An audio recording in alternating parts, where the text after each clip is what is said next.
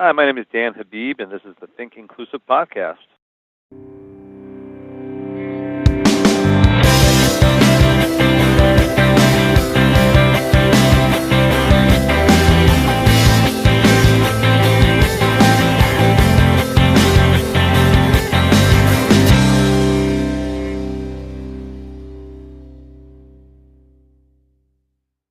Recording from my office in beautiful Marietta, Georgia, you are listening to the Think Inclusive podcast, episode 24.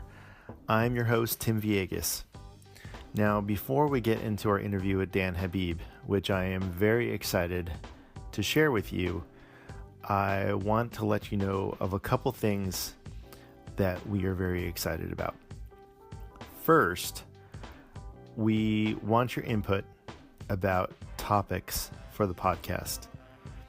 So if you have an idea or you want some more information about a certain aspect of inclusive education, whether they're strategies when you're in an IEP meeting, or if you want more information about research, or if you want ideas about professional development, let us know. And you can use Twitter. So you can tweet us at think_inclusive. You can also ask us via the Facebook page. You can find us in the search feature on the Facebook, or you can also contact us through our contact information page at our website, thinkinclusive.us. Also, if you have ideas about guests you'd like to hear interviewed on the podcast, let us know about that as well.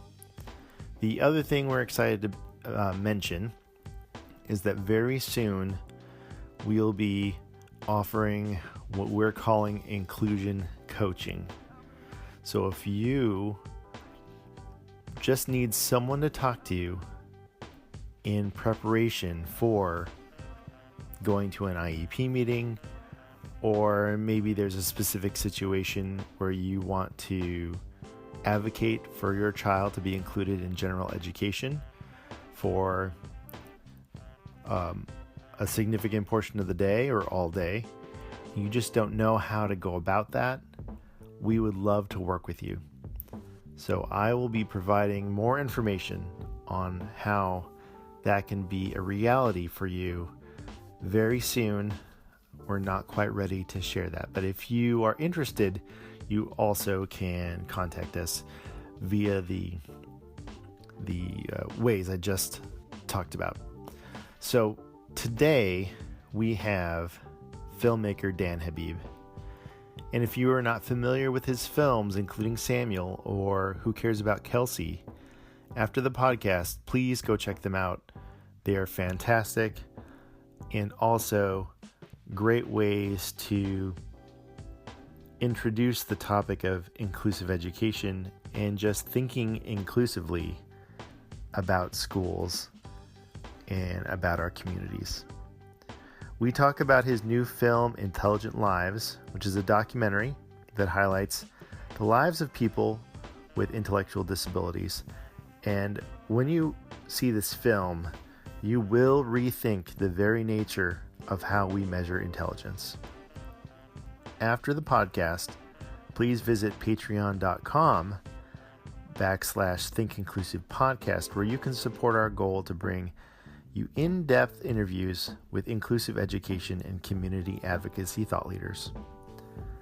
Also, please help other people find our podcast by giving us a 5-star review on Apple Podcasts or wherever you listen to the Think Inclusive podcast. Thank you again for listening.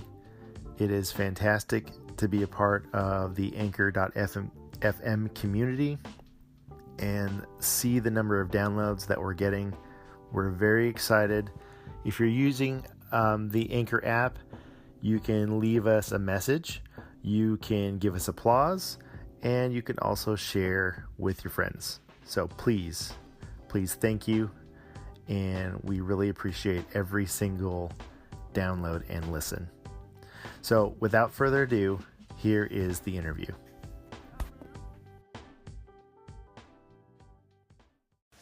Hello, everyone. I would like to introduce Dan Habib to the Think Inclusive podcast. Dan has been on the podcast before a few years ago talking about some of his other films. He's the creator of the award-winning documentary, including Samuel, also Who Cares About Kelsey? Mr. Connolly Has ALS, and most recently Intelligent Lives, which is why I wanted to have him on to the podcast. Dan Habib's films have been featured in dozens of film festivals, broadcast internationally, nominated for Emmy Awards, and translated into 17 languages for worldwide distribution. Dan is a filmmaker at the University of New Hampshire's Institute on Disability. Thank you for being on the podcast. That's great to be back with you, Tim. Thanks for having me. So just to start us off, what's new in your life besides the Red Sox being just unbelievable? Every time you're on the podcast, it looks like they're going to win the World Series. So I'm getting a little, I think we should do this every year then and make sure they're in the World Series every year.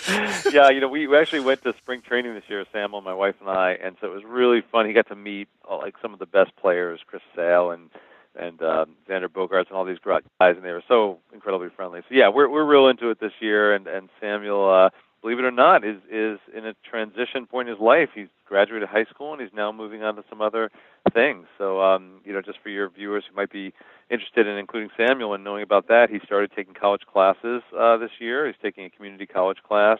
He's doing the Partners in Policymaking, which is a national series on disability rights and leadership.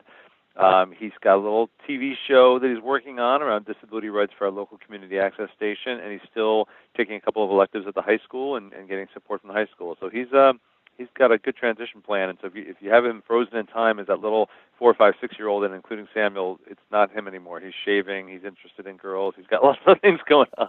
That is absolutely amazing. I'm so happy to hear that. Thanks. Wonderful. Well, why don't we start really where the idea of Intelligent Lives began? So I know that you've worked on documentaries, throughout your career, but so where did this idea start? Well, years ago, I was winding up my film, Who Cares About Kelsey, my last feature-length film, and started having conversations with people about what could be the next big project. And I had this idea planted by a number of people who said, one of the big challenges, if not the biggest challenge for people with disabilities, is perception of intelligence.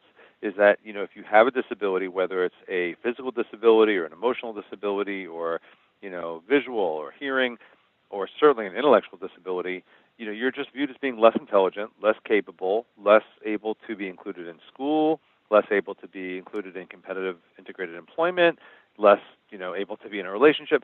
It's just a huge impediment, and I think it's largely because our society has this very narrow view of what it means to be intelligent. And if you asked 10 people on the street, how do you measure intelligence, I bet 9 of them would probably say, well, an IQ test or something like that, right?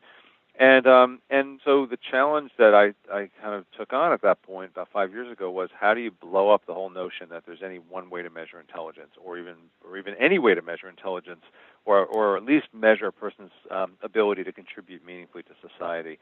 And so that was the challenge. And then you think about, well, how do you actually do that in a film?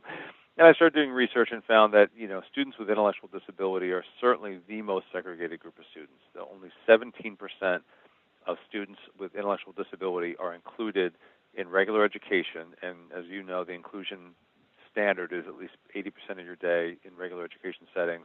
Only 40% will graduate with a regular high school diploma by the age of 21, and then when they get out, of course, of school, not surprisingly, the unemployment rates are tremendously high. There's only about 15% employment rate for people with intellectual disability. So all these things really were bothering me, that such horrible outcomes, that I decided to take on this project, and I ended up finding 3 young adults who are real paradigm shifters that I focused on, and certainly we could talk more about them if you'd like. Yeah, where did you find these individuals? Did you go and kind of within your own network try to find these people, or did they come and reach out to you? It was a combination. I'd known, so the 3 people, there's actually in some ways 4 families, I would say, featured in the film. First of all, one of my early decisions, which I'm very happy I was able to make, was to also to look in part at the historical perspective on this, the fact that we are a country that has systematically segregated, institutionalized, and hard to say it, but true, forcibly sterilized tens of thousands and hundreds of thousands of people in this country. The whole eugenics movement of the 20s and 30s and 40s and 50s and the 1900s led to the forcible sterilization of 60,000 people, the mass institutionalization of hundreds of thousands of people, much of it based on IQ tests. And so I really wanted to tell that backstory in part in this film because, if you look at a movement like Black Lives Matter and you don't understand our history of racism and slavery in this country, it doesn't make sense, right?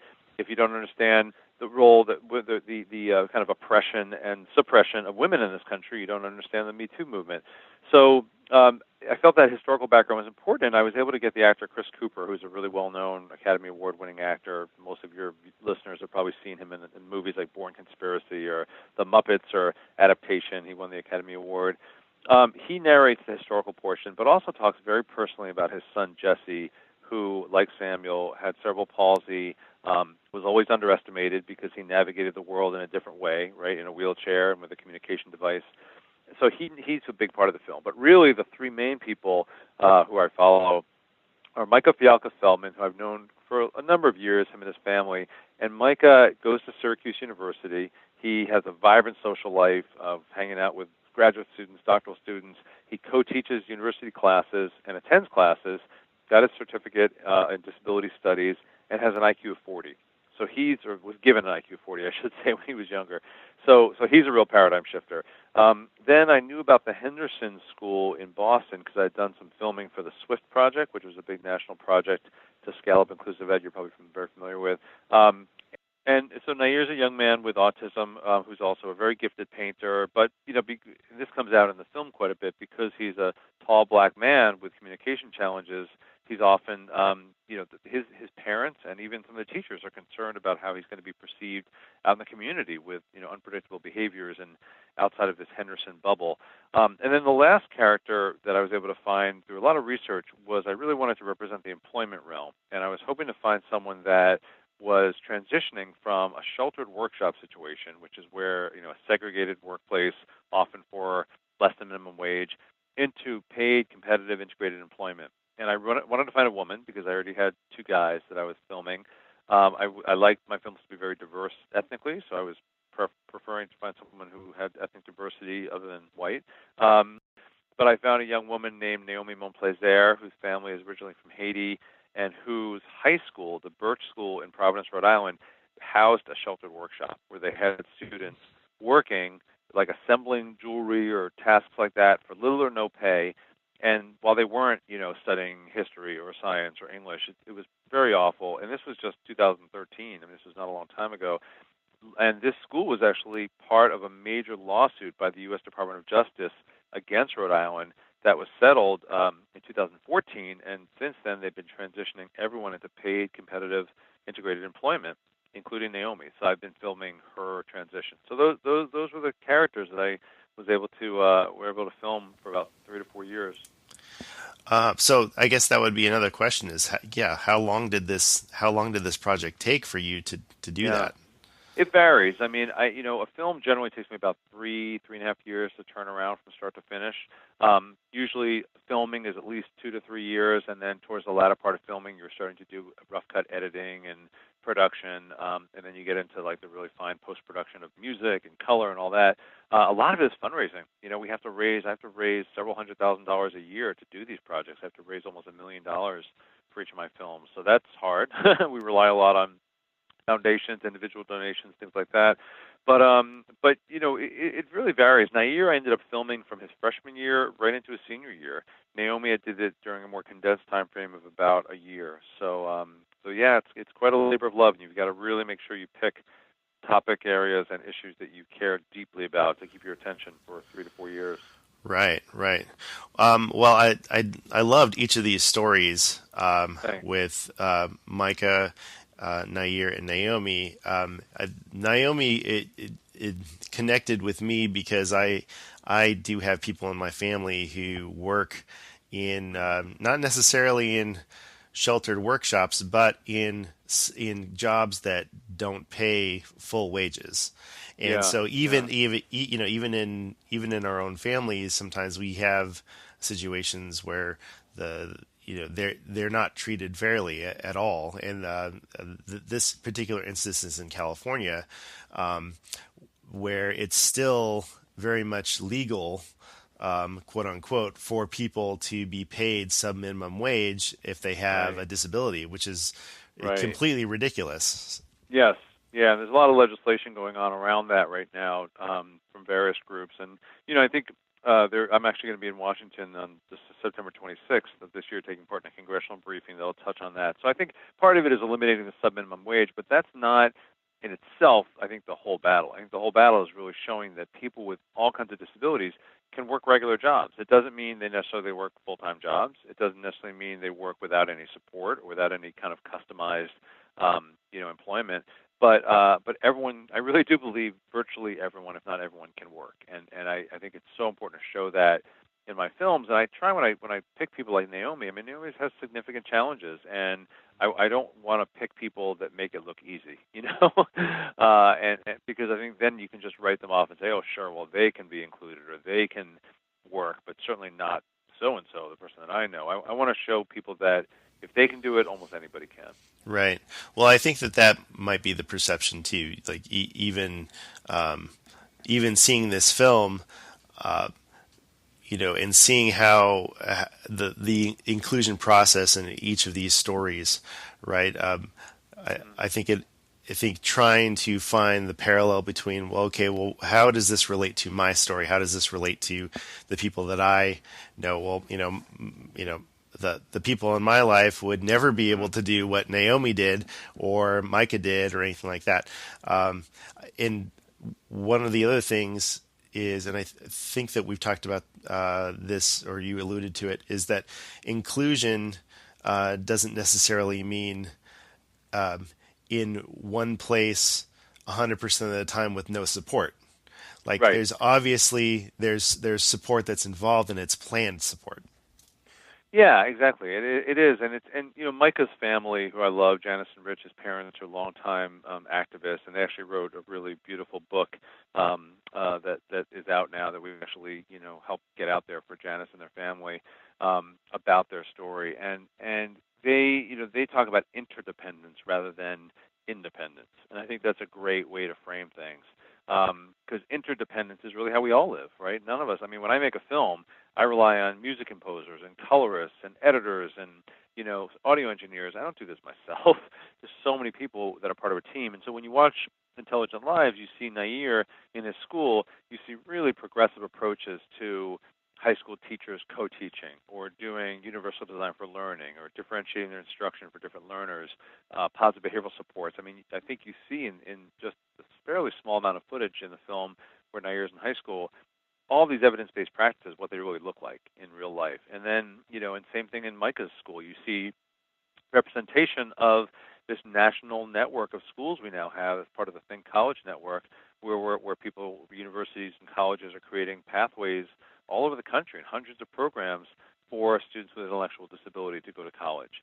And then in Naomi's situation, she does these job trials first to see what's the right fit.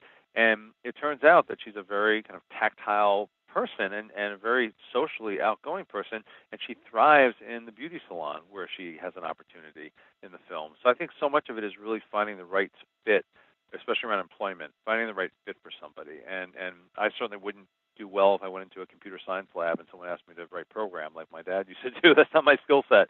So we all have strengths and challenges. I find that the parallel is so strong between, like for instance, in the story of Naomi, having a way to connect her interests with her network, right? So what Right. is available within her own local community and network, and match that with her Exactly. interests. I thought that was a really powerful example of how you don't have to reinvent the wheel. You just have to be very creative in what is available and the people she already knows. Right, like the social capital meeting I think you're referring to. And Exactly. that was one of the, there's a couple of different aspects of the film where you get basically what we might call person-centered planning, which is a known topic for a lot of people that I'm sure listen to your podcast, where you focus on the person in the middle of in their life, and they assemble a team of people around them that they really believe in, that they trust, and then they have the space, someone like Naomi or Micah, to think about their hopes and their dreams and their goals. And then the group comes together and says, how are we going to help you do this? And in Naomi's case specifically, it's around what is the social capital that you already have in the community? Who do you know? Where are stores and businesses that you frequent? Where do you have friends and relatives? And they use that to have this great brainstorm session. It's a short scene in the film where they end up coming up with the idea of going to Empire Beauty School as one of her internships, and she ends up being very successful there. Right. Yeah, that was a beautiful, beautiful moment, I think, in the film. I see that parallel with even as an educator and trying to connect the interests and the passions of students with the curriculum, and that is definitely something that we talk about when we refer to universal design for learning, is using those interests and passions as a bridge to for engagement. So right, and I think you see that in Nair's story, where art becomes a very important part of his life, and that's also, I think, his career path in a way right now. And so the fact that he's given lots of opportunities in high school to pursue his art, his art gets exhibited. We actually had at the premiere of the film here in New Hampshire, where I live, we had Nair and his family come up, and they did an art exhibit of all this film, and he sold out within like 10 minutes right after the screening. So he's definitely. I said, Nair, you got to keep painting because your work is beautiful, and we actually made prints from some of his work, and we sell them, and all the proceeds go back to the Henderson School Art Program. So I'm so blown away by his artwork. That's amazing. Let's talk a little bit about the data that you talked about for high school graduation for students with intellectual disabilities. Sure. I don't know what it is like in New Hampshire as far as what path certain students get put on at what time. I know in Georgia, and this is where I live, it's difficult because of the way the state rules are. If you have to pick a certain path when you get For to a diploma, you mean? Yeah, for a high school diploma. Yeah. And I know that different states have it in different ways, but a lot of times parents are very confused about this. And so by the time they get to high school, if a student does have an intellectual disability and maybe is not able to keep up with the academics and is not able to pass the state end of grade tests, Right. but they didn't want to go with a modified curriculum and go with alternate assessment as part of their educational plan, they're stuck because, well, now it's too late, and now you can't go into some of these transition work programs and stuff like that. So I don't know if you can talk a little bit about that, maybe how New Hampshire does it, or just in general, because I know that I know that you probably know more about that in as far as what the United States has in general. Right. Are you sure? I mean, I'm definitely not an expert in this area, but I can touch on it a little bit. I mean, I think that the reality is that I tend not to. First of all, I don't judge any family or any individual for going their own route, right? And whatever route they feel is appropriate for their family. What I do look at is the systemic approach, and I do get to compare that a lot nationally as I travel and talk to people. And so, for instance, where my son Samuel goes to high school, public high school, Concord High School, there's one diploma. There's no other diploma. There's one diploma. It is not like a certificate of attendance. There's not a state diploma. It's just a Concord High School diploma. And they work extremely hard to have every single student in the school, whether they have a disability or not, no matter what the disability is, get that diploma and work towards that diploma. And they do that in part by trying to create universal design for learning in their classrooms, by trying to do really effective modifications that still are in line with the general education curriculum, but are appropriate for different people's abilities or disabilities. And I've seen that happen in many states. And we also don't have a state exam that you need to take in order to graduate, like it sounds like you might have in Georgia, or like in New York, they have the Regents test, which is a big impediment for a lot of students for graduation. So it really varies tremendously state by state.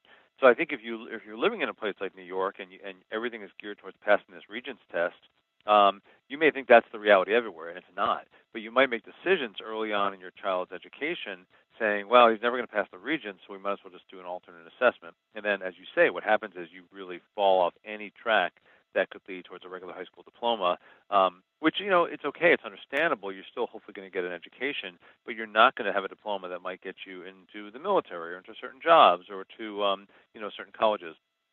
So I think it is a real issue, and all I could do is I wish I could, wave a magic wand, but I think it's really around state and local policy, and even at the school level, really working with their local schools to make sure that the high school diploma is accessible and attainable for virtually every student in the school. Right.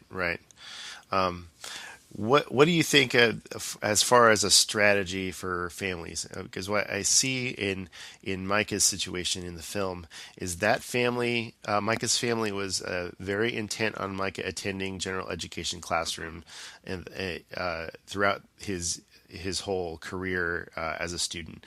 And it sounds like that they had monthly meetings, not only with,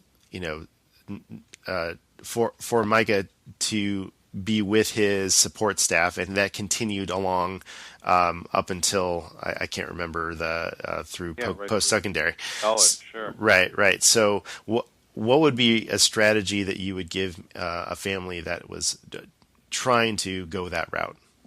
Well, I mean, it's a good point to bring up Micah, and just to clarify, with those meetings he was having were actually kind of his circle of support meetings, which Janice and Rich's parents helped initiate, and they weren't just support staff; they were actually friends, and they continue to be friends. I mean, now as he's an adult, some of his support staff do go to those, but they were really kind of organic meetings that started with his elementary school peers, but they really did intersect with their commitment and their strong belief in inclusive education. Now, Micah was the one who first came home in first grade and said words that forever changed their family's trajectory, which was, why don't I get to go into the same door as my friends? They had quote-unquote special ed kids going in one door, and they had the typical kids going in another door. And he said, why don't I get to go in the same door? And he ended up speaking about that quite a bit in his own speaking, through the same door. But I think that reflects something that my wife and I have also, I think, were able to develop, thankfully, early in Samuel's life, which was a vision for how we wanted him to feel in our community. And we wanted him to feel like he belonged in our community, in every aspect of our community, in schools, in the family, in the neighborhood. And we couldn't imagine, him feeling like he belonged in our community unless he was in his regular school. So when I do a lot of talks with family groups and I show films, and I think the biggest thing is having that vision early on of where you want your child, how their life to progress. Now, it doesn't mean that every single family is going to choose inclusive education or 100% inclusive education, and there may be families that really tried it and didn't feel like it was successful, but I think that in most cases, it's because they didn't have the right array of supports, to make that child feel successful in class. And my wife and I, as I mentioned, did this kind of leadership series when Samuel was very young that helped us get through that and have that vision. But I think that a lot of it is just looking at the research and understanding that 30 years of data is irrefutable, that students with disabilities who are included in regular education end up having better outcomes in terms of their academic outcomes, in terms of their social outcomes, communication, behavior, post-secondary, employment, across the board. And so I think it's very important for families to know that if they can work with their schools, work with their communities, to have a strong approach to having their child included in regular ed, it's likely that that child will end up with better outcomes in all those areas. And I think also just have a really strong social network. So, I could talk about this for the rest of the hour, but I feel like it's just, I try not to be too dictatorial about it, or I don't want to sound like I'm just lecturing people, but I just want people to know the research and also our own experience around how much it's improved and supported Samuel's social life. No, thank you for speaking to that. Sure. And I think people need to hear it from lots of different sources. So, so that was amazing. Sure. Where can, if somebody wants to see this film, Intelligent Lives, where can they see it? So we're doing some really cool new things with this film that we haven't done before. So first of all, we have some immediate. I know this podcast will be aired soon, and we have some immediate events coming up. I'm heading to Los Angeles on Tuesday, September 11th, and I'm going to be showing the film on September 12th, 13th, and 14th in LA. And all this stuff is on our website, intelligentlives.org. And then the following week, we're really excited. We have our New York City theatrical premiere. I've never done this before, but we're doing a week-long run in New York starting September 21st. So anybody in the New York area, really encouraging them to check that out. I'm also doing events at LIU Post on Long Island and in Westchester on the 20th. And then on the 26th of September, I'm going to be at the National Press Club in Washington showing this with Syracuse University hosting. So we have some really great special events in September. And then October, it's actually showing all over the country. So, again, if people check out the website, they can see a list of all the screenings. And one innovative thing that we've done this year that we've never done before, which is leading to a lot of screenings, is there's a platform called Gather. And Gather allows people anywhere in the country, if they have a movie theater in their community, to host a screening of the film, and for free. And all they need to do is kind of rally the troops in their community and get people to buy tickets. It might be 30 tickets, 40 tickets, but once the screening hits a certain number of tickets, it tips or it happens, and then people just go out to the movies. And you can arrange discussions around them. You can have panels. You can organize, a resource fair for young adults. You can even make it a fundraiser for your local community. So really excited about that, and all that information's on our website in the host a screening area. And then finally, for now, we're also I'm doing events all around the country for the next year. I'll be all over the place. You can see that on the website. And we just released the education kit of the DVD that schools, universities, nonprofits can purchase and show the film in their own community, whether it's a library or a university auditorium or a class. And that contains both the film, but I also produced 4 short films on post-secondary transition that I filmed around the country also over the last few years, based on a lot of research around what really helps students with disabilities transition from high school into employment and higher education. And they're 4 totally different stories that I filmed everywhere from a Indian reservation in South Dakota where they're teaching entrepreneurship skills to a wonderful program called Promise that's happening all around the country, including Arkansas, where I was filming, where they give students work experience starting at age 14 for 200 hours a summer. I filmed a young man named Garrett here in New Hampshire that's doing incredible stuff in high school, leading his own IEP meetings, doing internships with the gym teacher, playing unified sports, inclusive education, just kind of a model for all that. So I'm really excited to get these films out there into the world. And like I said, everything's on our website or our Intelligent Lives Facebook group or Twitter. We're pretty active on social media. Fantastic. So if you were listening, go ahead and go to Intelligent Lives. Is it .org? .org, yeah. Okay, and check out how you can see this film, whether it is in LA, New York, or DC, or in your local community. And I love the idea of using Gather to promote something in your local community. So before I let you go, I know people probably already are you asking about what is next. I know that you have. I know that you have a whole year of promoting this film. Is Right. that even something that's on your mind right now? Well, it is and it isn't. I mean, you put a film together and people, you're right, you'll ask, what's next? I'm like, what's next is making this film get out there into the world. And it's tremendous. It's like a full-time job for sure. Uh-huh. I'm traveling almost every week this whole year with this film.